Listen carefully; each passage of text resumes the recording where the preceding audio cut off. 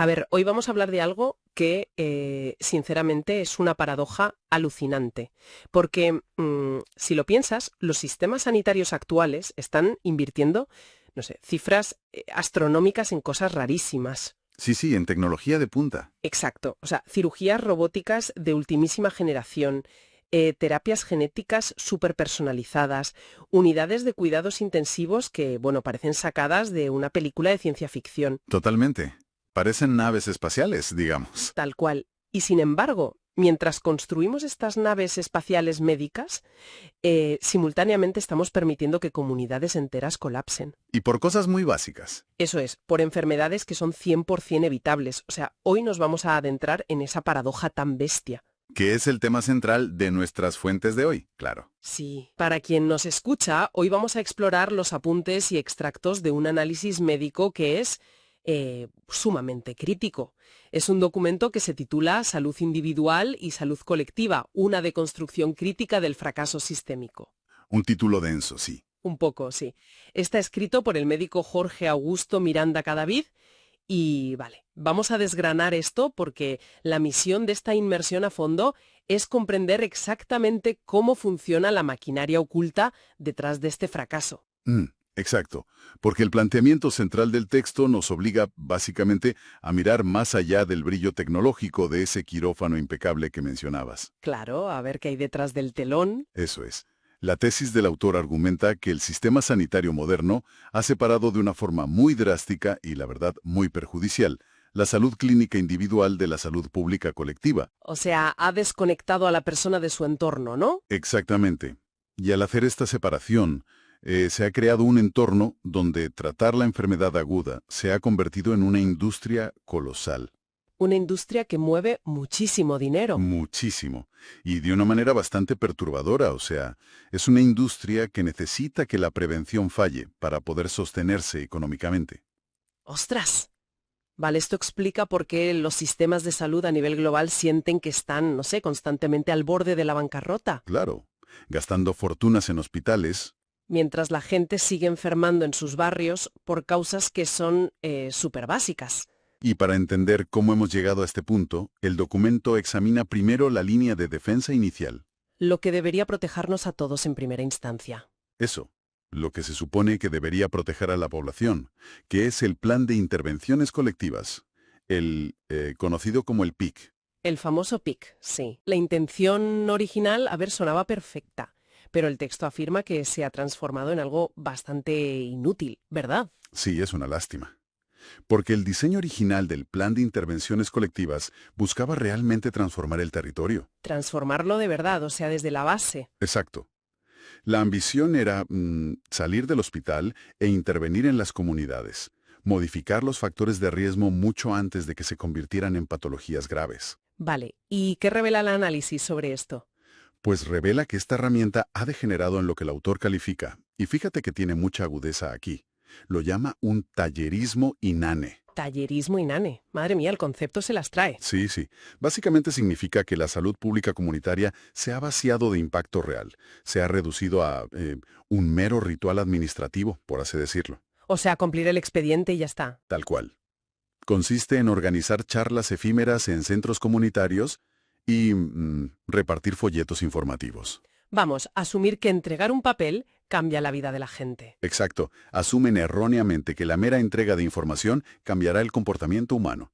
Y mientras tanto, ignoran por completo los determinantes sociales, económicos y ambientales. Los determinantes que son los que realmente dictan la salud de esas personas. Ahí le has dado. Claro, o sea, a ver si lo entiendo. Es como intentar combatir los altos índices de desnutrición infantil en una comunidad que no tiene acceso regular a agua potable. ¿Dándoles una charlita? Exacto, organizando un evento para entregarles un folleto brillante a todo color explicándoles la pirámide alimenticia. Es absurdo.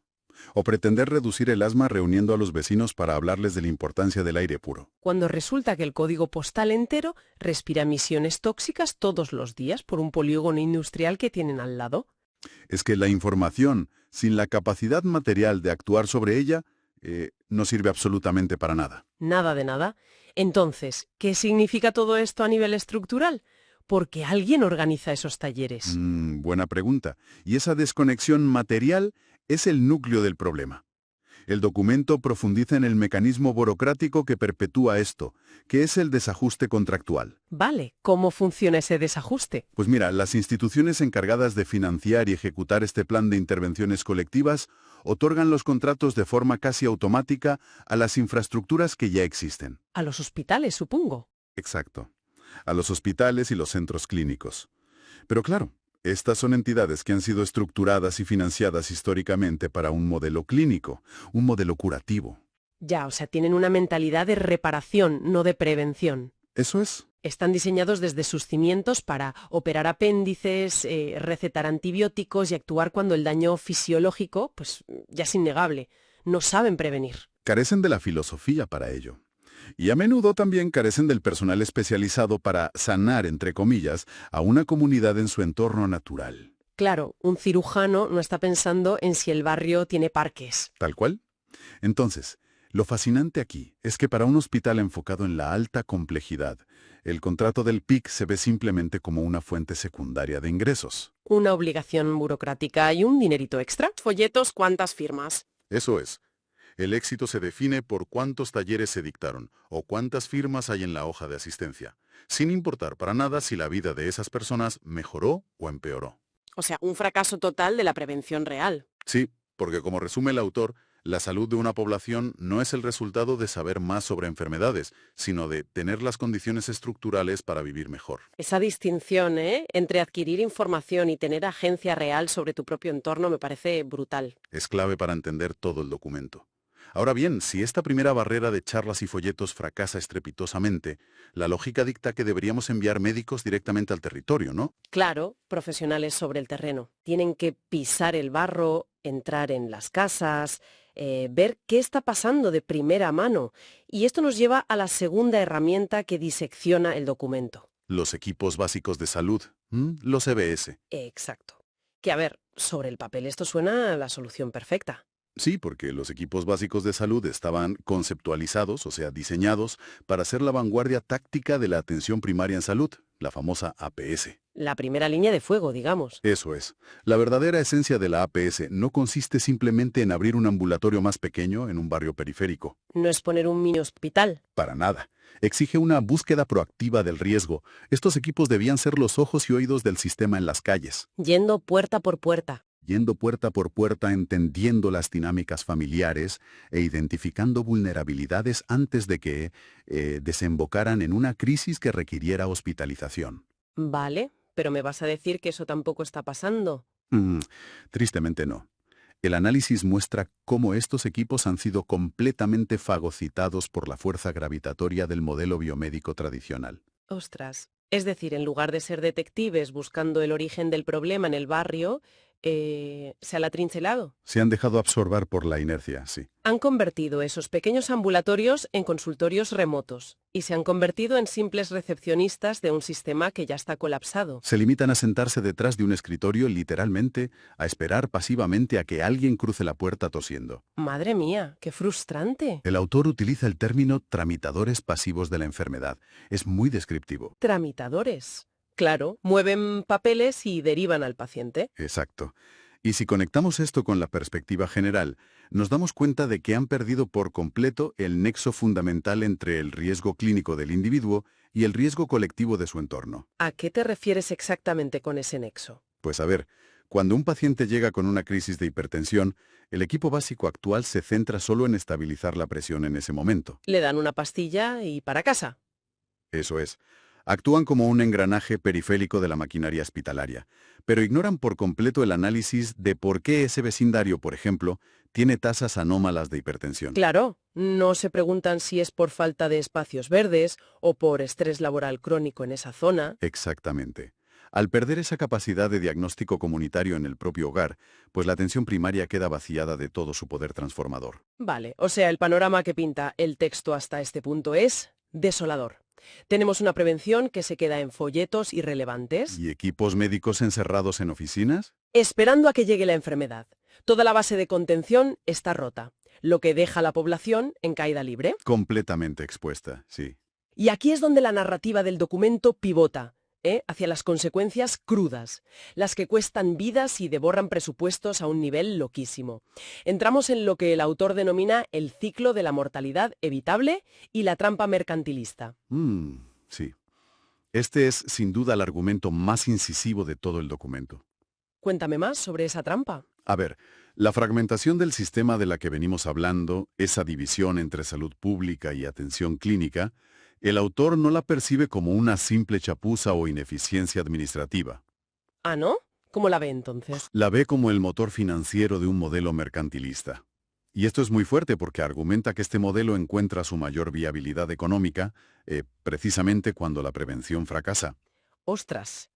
Para dimensionar esto, quien nos escucha debe saber que el documento detalla eventos médicos que son absoluta y totalmente evitables hoy en día. Y que paradójicamente están en aumento. Sí, habla de tasas de desnutrición infantil que acaban en urgencias, de mortalidad materna por no detectar cosas a tiempo, diagnósticos de cáncer de cuello uterino que solo se hacen en estadios terminales. O infartos masivos por hipertensión mal controlada durante años. Todo 100% evitable en pleno siglo XXI. Y la tragedia humana es evidente. Pero el texto nos pide ir más allá y analizar la mecánica financiera que se activa tras esa tragedia. La factura, digamos. Exacto. Cuando el sistema falla en la base y un paciente desarrolla una crisis hipertensiva que deriva en un accidente cerebrovascular, esa persona cruza irremediablemente las puertas de urgencias. ¿Y ahí empieza el gran gasto? Claro, necesitará soporte vital, una cama en la UCI, resonancias magnéticas, intervenciones neurológicas complejas. Días de monitorización de alta tecnología que cuestan una verdadera fortuna. Para la industria de la alta complejidad hospitalaria, toda esta cadena genera facturaciones inmensas. La premisa es que el sistema actual prioriza capturar ese precio facturable de la intervención compleja. Por encima del valor real de mantener a la comunidad sana. Exacto. El valor intrínseco de la salud preventiva no es tan fácilmente cuantificable, así que se ignora a favor de la facturación rápida. Pero un poco de abogada del diablo, de forma totalmente imparcial, claro, basándonos solo en las fuentes. Dispara, a ver. Al leer un término como trampa mercantilista o al hablar de rentabilidad del fracaso, hay que preguntar, ¿el texto insinúa que hay una conspiración intencionada, oscura, para mantener a la gente enferma y ganar dinero? Entiendo por qué surge la duda. O sea, ¿estamos hablando de médicos malvados frotándose las manos o de una ceguera administrativa? Aclarando siempre que estamos reportando la postura del autor. Claro, claro. Y el documento es muy, muy claro al desmarcarse de cualquier teoría de la conspiración.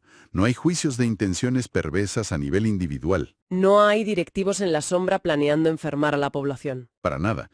Lo que expone es una falla sistémica masiva en la estructura de los incentivos. Es un problema de diseño institucional puro y duro. Vale. ¿Y cómo se materializa esa falla en la práctica? Pues el autor señala directamente a cómo las aseguradoras o las entidades promotoras de salud, las EPS, administran el riesgo a través de algo llamado unidad de pago por capitación, la famosa UPC. Ah, la UPC. Esto plantea una pregunta importante para entender el meollo financiero, que es exactamente esa unidad de pago por capitación y cómo altera todo. A ver si me explico sin ponerme muy técnico. La UPC es una prima, una cantidad fija de dinero que el Estado le paga a una aseguradora por cada persona afiliada al año. Vale, un presupuesto fijo por persona para mantenerla sana. Exacto. La teoría te dice que si la aseguradora recibe ese dinero por adelantado, debería estar muy motivada para invertir en prevención. Claro, para no gastárselo luego en una UCI y quedarse con el margen. Eso es. Pero el documento revela que, en la práctica mercantilista, esta dinámica se pervierte por completo. ¿Y eso por qué? Si la lógica parece impecable sobre el papel. Porque dentro de la lógica financiera a corto plazo, la persona física, con toda su complejidad, desaparece. Se transforma puramente en una UPC, en un número, en una hoja de cálculo. Ya, una abstracción estadística. Exactamente. Y el riesgo de que esa persona enferme ya no se percibe como una crisis de salud pública, sino simplemente como un pasivo financiero adverso. Ostras, y cuando una empresa ve un pasivo a corto plazo, no invierte en programas sociales a 10 años vista. Tal cual. La reacción instintiva es postergar el gasto, poner barreras administrativas al principio, o transferir la responsabilidad a otras partes del sistema. Hasta que el paciente revienta y entra por urgencias en otra categoría de facturación. Es espeluznante. Es una locura. Y esto enlaza con otro concepto clave del autor, el hospitalocentrismo. Esa palabreja me encanta. Es esa creencia de que la salud solo existe dentro de un edificio enorme con médicos en bata blanca. Exacto. Es la gran ilusión óptica que el texto quiere destruir. Al centrar todo el prestigio y el presupuesto en los hospitales, generamos un vacío intersectorial enorme. Claro, ignoramos dónde se produce realmente la salud. Porque la salud física y mental sostenible no se fabrica en un quirófano. Se produce en las aulas de las escuelas públicas, en el acceso a agua potable o en el diseño urbanístico. Si el sistema de salud opera aislado de todo eso, sin hablar con educación o agricultura, cualquier tirita que ponga en un ambulatorio es pura cosmética.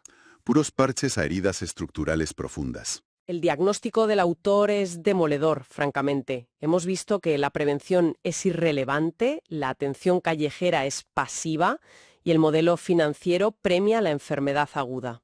Un cóctel perfecto para el colapso. Literal. Entonces, habiendo superado lo que el autor llama los debates políticos y económicos superficiales, ¿cómo narices se soluciona esto? Pues el documento plantea 7 vías hacia la revitalización. Propone construir soluciones reales cambiando el paradigma de fondo. Vamos a intentar agrupar esos 7 puntos para que la audiencia los pueda digerir bien. Me parece perfecto. A ver, el primer gran bloque es la reorganización territorial. La primera medida es fusionar operativamente el PIC y los equipos básicos de salud. O sea, que dejen de ser silos separados. Exacto. Unificar la teoría de la salud pública comunitaria con la práctica clínica diaria en una estrategia territorial única. Y supongo que el segundo punto tiene que ver con dejar de dar tantas charlitas. Exactamente. El punto 2 es atacar lo estructural. Desviar los fondos del tallerismo inane y financiar, por ejemplo, soberanía alimentaria o infraestructuras básicas en los barrios. O sea, admitir que mejorar un parque es gasto en salud. Tal cual. El tercer punto exige que la salud pública y primaria sea legalmente la puerta de entrada obligatoria al sistema, el filtro principal. Vale, eso cubre el territorio. Pero luego está el bloque del dinero, que es lo más difícil de cambiar. Sí, aquí el cuarto punto exige evaluar a las EPS, a las aseguradoras, no por su solvencia financiera o sus balances asépticos. Sino por la reducción de la mortalidad evitable, claro. Tienen que demostrar que mantienen a la gente viva. Exactamente. El quinto punto es la obligación ministerial de volcarse en ese modelo de atención primaria. Y el sexto ataca el mecanismo de pago perverso. Ah, el de pagar por evento. O sea, básicamente el autor propone cambiar las reglas del juego. Totalmente. Es decir, dejar de pagar por cada tirita que se pone y empezar a pagar por evitar que la gente se corte en primer lugar. Esto me recuerda a una analogía buenísima. A ver, cuenta. Imagina un taller mecánico. El sistema actual de pago por evento es como llevar tu coche al taller cada vez que se rompe el motor. Le pagas al mecánico por la hora de trabajo y la pieza nueva. Vale. Desde una perspectiva puramente económica, al mecánico le conviene que el motor se siga rompiendo. Su negocio prospera gracias a las averías. No tiene incentivo para enseñarte a cuidar el coche. Claro. Cuanta más veces vayas, más factura. Exacto.